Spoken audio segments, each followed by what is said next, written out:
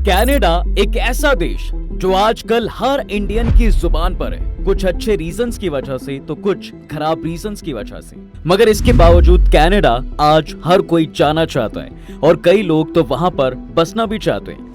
लेकिन कनाडा में high rent और प्रॉपर्टीज के दाम इतने ज्यादा आसमान छू चुके हैं कि वहां पर रह रहे लोकल्स खुद इससे परेशान हैं। और ये इसलिए क्योंकि कनाडा की आधी आबादी साउदर्न पार्ट में ही रहती है और 80% कनाडा का बचा हुआ एरिया बिल्कुल खाली है। अब इतने सारे लोग एक ही एरिया में रहेंगे तो प्रॉब्लम तो आएगी ही, क्योंकि पॉपुलेशन तो बढ़ती जा रही है और अब धीरे धीरे वहां पर लैंड भी खत्म होता जा रहा है। लेकिन ऐसा क्यों है कि कनाडा के 80% एरिया में कोई नहीं रहता?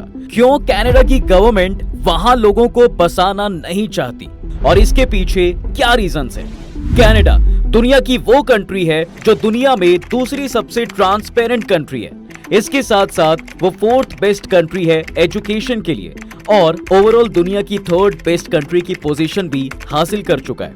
और सिर्फ इतना ही नहीं, बल्कि अगर जीडीपी की बात करें तो भी कनाडा टॉप 10 कंट्रीज में आता है। अगर उसके एरिया और लैंड मास की बात की जाए तो ये दुनिया में दूसरे नंबर पर आता है। इसका total area 9.9 million square kilometre तक फैला हुआ है और वहीं रशिया सबसे पहले नंबर पे आता है। ईस्ट से वेस्ट तक इसकी लेंथ करीब 5,514 किलोमीटर है, तो वहीं नॉर्थ टू साउथ इसकी टोटल विड्थ 4,634 किलोमीटर।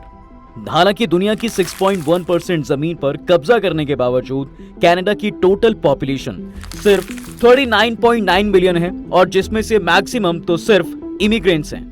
आपको सुनने में ज्यादा लग रहा होगा, मगर ये बस दिल्ली एनसीआर की टोटल पॉपुलेशन के ही बराबर है।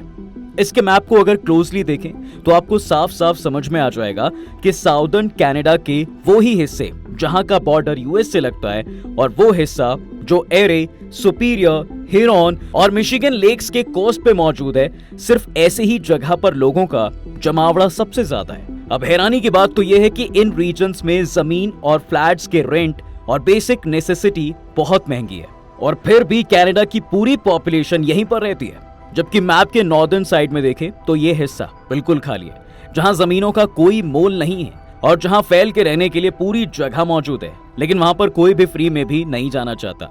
कनाडा की ज्यादातर पॉपुलेशन कनाडा के दक्षिण में ही रहती है और 49 पैरेलल लाइन कनाडा और अमेरिका को अलग करती है और किसी भी दो देश को अलग करने वाली रेखा के लिहाज से लाइन दुनिया की सबसे बड़ी रेखा है, जिसकी लंबाई 8,891 किलोमीटर लंबी है। खास बात तो साहब यह है कि कनाडा की ज्यादातर आबादी इसी रेखा के इर्द गिर्द बसी हुई है, यानी कनाडा के साउथ वाले पार्ट में, और यहीं बसे हैं कनाडा के दो मेन शहर क्यूबेक और ओंटारियो, जहां लगभग 60% तक आबादी रहती है। इसके अलावा टोरंटो और बाकी शहर भी इसी के आसपास हैं और इन सभी को मिलाया जाए तो कनाडा की 80 से 90% आबादी यहां पर देखने को मिल जाएगी, जबकि नॉर्दर्न पार्ट लगभग खाली पड़ा है। दरअसल कनाडा के नॉर्दर्न पार्ट के खाली पड़े रहने के पीछे कई सारे कारण हैं और उन्हें एक एक करके समझना बहुत जरूरी है। आप लोगों को लग रहा होगा कि कहीं ना कहीं इसके पीछे टेम्परेचर एक रीजन हो सकता है, जिसकी वजह से लोग वहां सेटल नहीं होना चाहते, क्योंकि हम जानते हैं कि इंसानों को रहने के लिए एक फ्रेंडली टेम्परेचर की जरूरत होती है। लेकिन कनाडा कुछ हद तक दोस्तों इस मामले में फेल साबित होता है। कनाडा वेस्ट में पैसिफिक ओशन से ईस्ट में अटलांटिक ओशन तक फैला हुआ है। इसके अलावा आर्कटिक ओशन से भी कनाडा घिरा हुआ है। इस तरह कनाडा 3 ओशन से घिरा हुआ है और आर्कटिक और अटलांटिक ओशन के बारे में तो आप जानते ही होंगे। यहाँ ठंड का कोई जवाब नहीं है। यही वजह है कि कनाडा का ज्यादातर हिस्सा काफी हद तक ठंडा हो जाता है। और अगर आप कनाडा में नॉर्थ की तरफ जाएंगे तो यहाँ आपको टेम्परेचर -45 डिग्री तक मिलेगा। इसलिए कनाडा को सबसे बर्फीले देशों में से एक भी माना जाता है, क्योंकि यहाँ का नॉर्दर्न पार्ट ज्यादातर बर्फ से ढका रहता है। यही वजह है कि लोग नॉर्दर्न कनाडा में बसना नहीं चाहते हैं। वहीं साउथ ईस्ट से साउथ वेस्ट में आपको नॉर्मल टेम्परेचर मिलेगा, यानी रहने के लिए एकदम परफेक्ट जगह। बात चाहे हरी भरी घाटियों की हो या सैंडी डेजर्ट और मैदानी इलाकों की, इस हिस्से में आपको वो सब देखने को मिलता है जो किसी इंसान के रहने के लिए जरूरी है। वैसे कनाडा के ठंडे रहने में 34,152 झीलों का भी पूरा सपोर्ट है। हाई ऑल्टीट्यूड में बसे कनाडा के नॉर्दर्न पार्ट में बर्फीली चट्टानें और सूखा लैंड देखने को मिलता है, जो यहाँ पर खेती करना तो दूर, इस बारे में सोचा भी नहीं जा सकता। इसके अलावा नॉर्दर्न पार्ट का ज्यादातर हिस्सा कनाडा शील्ड से घिरा हुआ है और इस वजह से ये एरिया चट्टानों से घिरा हुआ है, जिस पर हल्की सी मिट्टी की परत देखने को मिलती है। यही वजह है कि यहाँ पर चाहे भी तो तब भी खेती नहीं की जा सकती, इसलिए लोग यहाँ रहने से या फिर यहाँ बसने से परहेज करते हैं। जबकि साउथ वेस्ट की तरफ अगर आप जाते हैं तो यहाँ पे आपको माउंटेन्स, वाटरफॉल्स, प्राकृतिक सुंदरता और खेती के लिए उपजाऊ जमीन जरूर नजर आएगी। इसका एक और रीजन है और वो है कनाडा की हिस्ट्री। वैसे तो यहाँ की नेटिव इंडिजिनियस लोग हमेशा से यहाँ का अभिन्न हिस्सा रहे हैं, लेकिन 16th सेंचुरी में जब यूरोपियंस ने कनाडा आना शुरू किया था तो धीरे धीरे उन्होंने कोस्टल एरियाज पर परमानेंटली सेटल होना शुरू कर दिया। अब यूरोप से सीवेज के जरिए कनाडा एक ही मेजर कोस्ट लाइन बेहतर सप्लाई के साथ कनेक्ट करती है और इसी कोस्ट लाइन पर आज के टाइम पर कनाडा की मेजर सिटीज हैं। ढेर सारी कंपनीज को सब्सिडी और कंसेशंस देने पड़ेंगे। उन्हें वहां पर ऑफिस और इंडस्ट्री सेटअप करने के लिए उन्हें कन्विंस करना पड़ेगा और शुरुआती दिनों में इतनी रियायतें देनी पड़ेंगी कि पूछो मत। अगर मोटा मोटा अंदाजा लगाया जाए ना तो सिर्फ एक शहर को बचाने के लिए सब कुछ मिलाकर कनाडा की सरकार को एटलीस्ट 200 से 400 मिलियन डॉलर्स तो खर्च करने ही पड़ेंगे। इसके अलावा अगर मिडिल कनाडा की बात की जाए तो वहां भी लगभग हर साल बारिश होती है, जिसकी वजह से रोड्स खराब ही रहते हैं और ऐसे पथरीले रास्ते किसी को भी मौत के मुंह में धकेल सकते हैं। खाने के लिए यहाँ सामान मिलना पॉसिबल ही नहीं बल्कि नामुमकिन है, क्योंकि यहाँ पर आबादी है ही नहीं और कनाडा के दूसरे पार्ट्स इस एरिया से कनेक्टेड भी नहीं है। इसके अलावा एक और रीजन है, वो ये कि कनाडा के इस बर्फीले इलाके में पानी की मात्रा बहुत कम है और अगर पानी है भी तो वहां की जो जलवायु है वो लोगों को सरवाइव करने नहीं देती। जबकि अगर हम कनाडा के दक्षिणी पार्ट में आते हैं तो यहाँ ग्रेट लेक्स मौजूद हैं जो ओशन से आने वाली गर्म हवाओं को ठंडी हवाओं में बदल देते हैं। ग्रेट लेक्स में पूरी दुनिया में मौजूद साफ पानी का कुल 21% हिस्सा मौजूद है, जो न सिर्फ पीने के काम आता है बल्कि एग्रीकल्चर के भी काम आता है। लेकिन कनाडा ही नहीं बल्कि न्यूजीलैंड जैसी कंट्री भी 80% एम्प्टी ही है और वहां साउदर्न की जगह नॉर्दर्न पार्ट में ज्यादा लोग रहते हैं।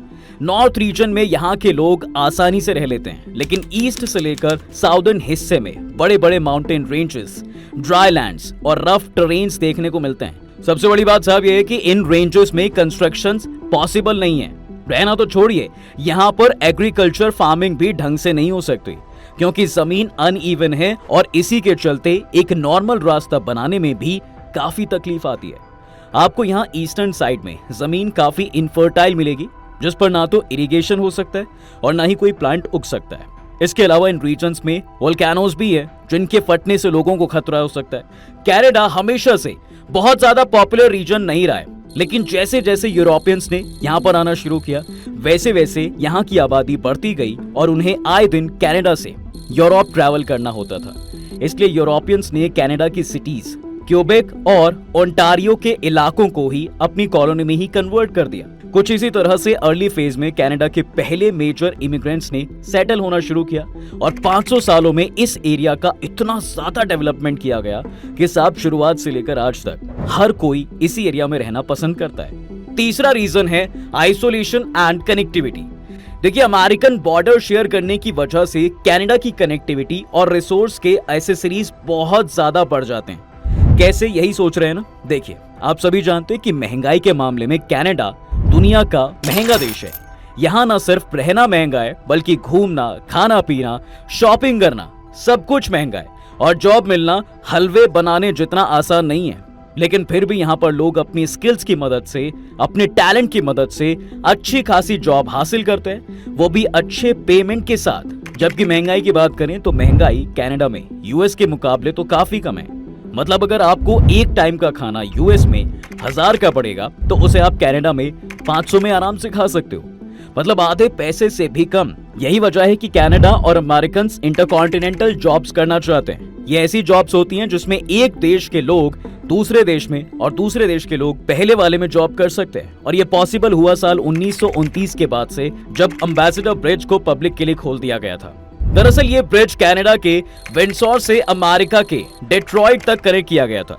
यानी अगर कोई आदमी चाहे तो कनाडा से अमेरिका और अमेरिका से कनाडा इजीली जा सकता है, जिसकी वजह से करीब 1.5 लाख लोग इंटर कंट्री जॉब्स कर पाते हैं। कनाडा के एसेंशियल्स और हाउसिंग फाइनेंस भी काफी कम है, जिस वजह से बहुत से अमेरिकन एम्प्लॉयज कनाडा के बॉर्डर के पास सेटल हो जाते हैं, ताकि उनके लिए दोनों ही कंट्रीज की वजह से उनके रहने खाने का खर्चा भी बच जाए और वो दोनों देशों की इकोनॉमी से लिंक रहकर मल्टीपल इन्वेस्टमेंट्स और अपॉर्चुनिटीज को एक्सप्लोर कर सके। यही वजह है कि कनाडा 80% खाली पड़ा हुआ है। नॉर्दर्न पार्ट में ना तो रहने के लायक मौसम है साहब, और ना ही वातावरण, ना खेती, ना पानी, और ना बिजनेस, और ना ही इंडस्ट्रियल एरियाज जो कि जिंदगी चलाने के लिए बेहद जरूरी होते हैं। अगर आज की डेट में कनाडा की सरकार ये बिल भी पारित करती है कि वो इस जगह को कंस्ट्रक्ट करवाकर वहां पर नए शहर और बड़ी बस्ती बनाना चाहती है, तो जगह की कंडीशन भी इतनी फेवरेबल नहीं है कि वहां पर जाकर मजदूर ढंग से काम भी कर पाएं। मतलब टेक्निकल ऐसा कोई भी काम उठाने के लिए उनको पहले उस जगह की जमीन और वहां के एनवायरनमेंट को आर्टिफिशियल टेक्नोलॉजी की मदद से हेवी टेबल बनाने के लिए बिलियंस ऑफ डॉलर खर्च करने पड़ेंगे, और जिसके बाद उनको सिर्फ काम चलाओ जगह मिलेगी। और इलाका बनाने के लिए उनको इस हिस्से को कनाडा की मेजर लोकेशन से कनेक्ट करना होगा। इसलिए भी शुरुआत से ही न्यूजीलैंड की पूरी आबादी नॉर्थ हिस्से में ही रहती है। फिर जब यहाँ इंडिजिनस लोगों की आबादी तेजी से खत्म होती गई, तब दूसरी तरफ यहाँ बसे ब्रिटिशर्स की पॉपुलेशन बढ़ती गई। आलम तो ये था कि अब न्यूजीलैंड में व्हाइट पीपल ज्यादा थे, और फिर वर्ल्ड वॉर 2 के बाद जरूरी बदलाव किए गए और न्यूजीलैंड में नॉन व्हाइट लोगों की एंट्री भी अलाउ कर दी गई। इससे हुआ ये कि इंडिया, चाइना और फिलीपींस जैसे देशों ने न्यूजीलैंड का रुख किया, और इससे न्यूजीलैंड की आबादी में बढ़ोतरी हुई। आज न्यूजीलैंड में न केवल आपको इमिग्रेंट्स देखने को मिलेंगे, बल्कि ये एक ऐसा देश है जहां आपको डिफरेंट रिलीजन्स का रिप्रेजेंटेशन भी देखने को मिलेगा। आपको आज न्यूजीलैंड की आबादी में 27% लोग वो देखने को मिलेंगे जो आउटसाइडर्स हैं, जबकि इंडिजिनस लोगों की आबादी 17% पर ही सीमित हो जाती है, और ये सभी लोग ऑकलैंड या फिर उसके आसपास के इलाकों में ही रहते हैं।